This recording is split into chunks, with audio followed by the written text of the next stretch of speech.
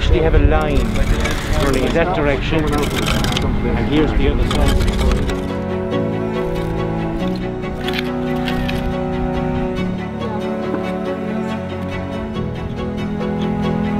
Today is the first day.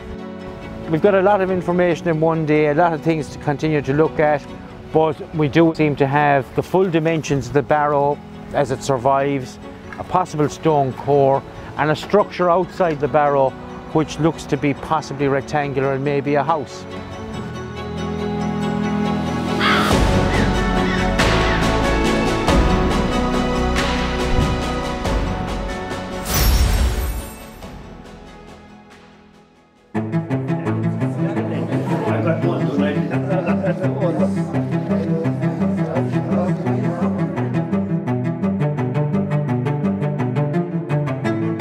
Thank you.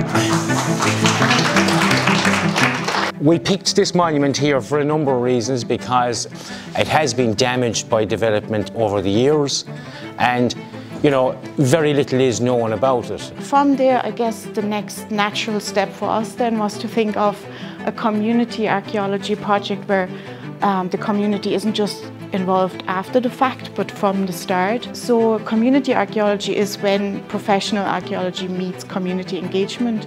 And in this case, there will be a small group who are going to be very actively involved in helping us to find out more. It is very, very exciting. It may well give us some very, very important information. It may actually change the way we look at maybe the origins of Tralee, which is seen as a Norman town. It may actually have a history that goes back substantially further than that. So it is an important site, it is under threat, it is under pressure. It's on private land, and we're very grateful to the Clifford family for allowing us to do this. We want to put one trench right across where the barrow would have been, where half of the barrow would have been.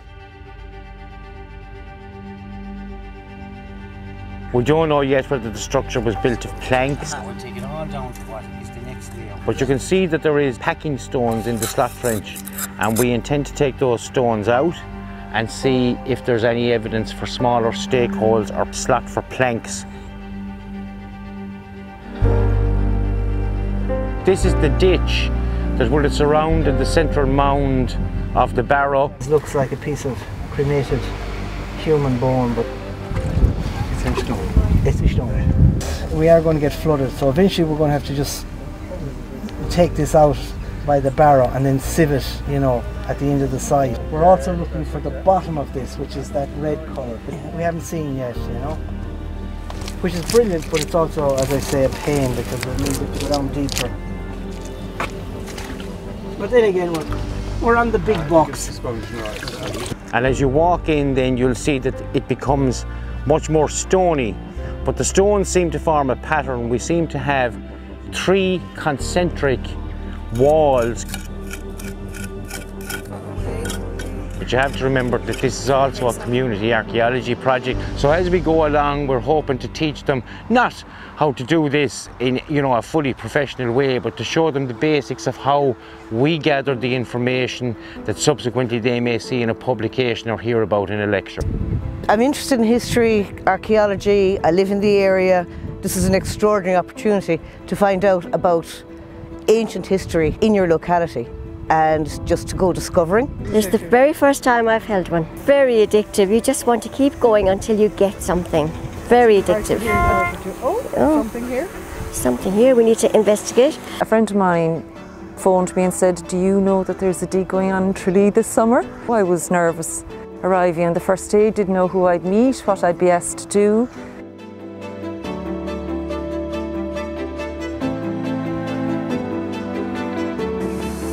Was your first time using a drone? Yeah, it was.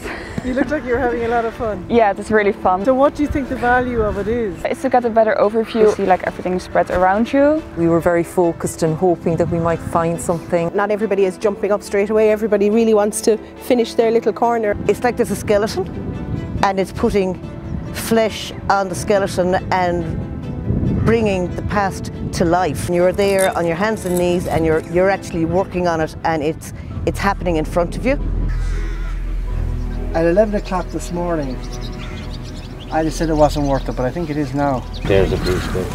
tiny flecks of bone. I didn't know what it was, like it just leaving these little white streaks.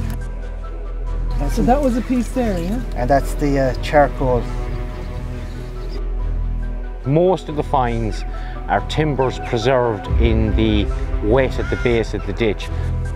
Some of them are burnt or charred, but others are not, they're unburnt. So they may be from the base of posts or stakes that never quite burnt if the structure had been deliberately burnt down at some point. One whetstone from the ditch slightly higher up, which was obviously used to sharpen metal, so it can be at oldest it's Bronze Age, it could be Iron Age. Yeah.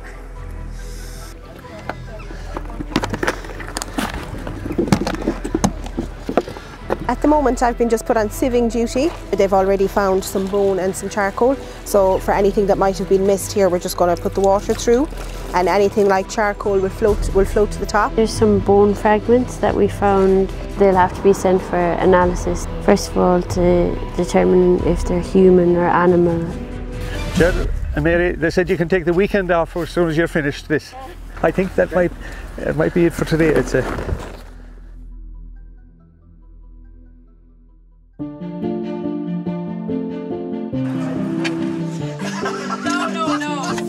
And once again, have you ever seen the movie Rain Man?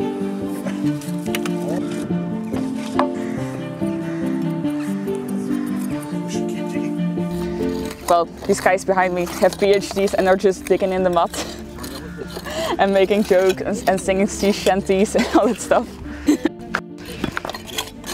I think you'll come back to Ireland to do your archaeology. There's a lot here, so yeah. I would love to come again. It's so much fun. I'm actually very interested in what's all over there. Exactly. So this is like a bucket list tick for me. I've learned so much in the few days, yeah. I would definitely love to be back here next year. I would love it, yeah. My profession at the moment is far away from this and much cleaner. I would like to see if I could get into archaeology. Like you grew up here, didn't you? And just your memories of it when you were a kid, of what this looked like when you were a young fella. Well, it looked a mound of earth and furze bushes and like a lake of water around it. It's very interesting. I would never have thought that there was so much stuff so far down there, that old. See the different layers of soil, the different ages, times, stone, bits of timber, bits of bone. It's history. We have it so long in our families, and I'd love to see how far back this really goes. To really see the pattern and to see where there might have been entrances or to properly date the phases of the monument, you need to open a much larger area. So that would be the hope next year, that we would probably be here for 5 or 6 weeks and that we would open a whole quarter of the site of the mound and see can we actually track the patterns that seem to be emerging here back across a much larger area of the site.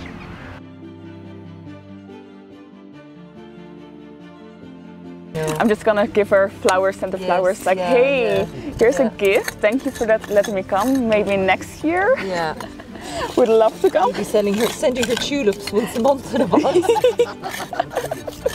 You'd be getting mystery boxes of tulips once a month between now and next July, so that...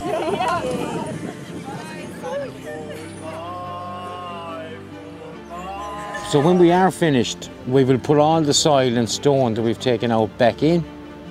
And you can see we've set aside the sod that we took off the top.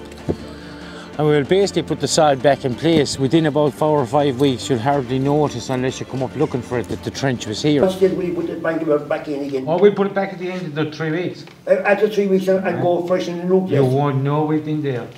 Well, no, you were there, huh?